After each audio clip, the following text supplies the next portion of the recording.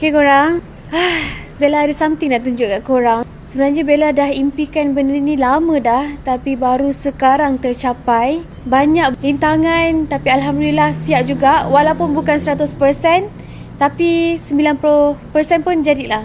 So jom Bella nak tunjuk dekat korang apa impian Bella sebelum ni.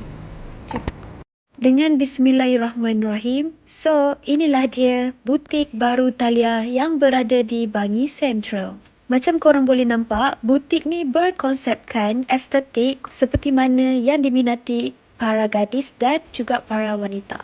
Untuk pemilihan colour pula, Bella memilih untuk colour nude dan juga colour hijau supaya nampak lebih menarik dan juga kemas. And then korang bolehlah OOTD dekat sini sambil beli-beli baju dekat butik Thalia. And macam korang tahu, sebelum ni Bella meniaga dalam bidang kosmetik dan juga suplemen. Jujur sebenarnya Bella sangat takut untuk ceburi bidang baru ni. And Bella sangat mengharapkan sokongan dan doa daripada family Bella, orang sekeliling Bella dan juga korang yang tengah tengok video Bella ni.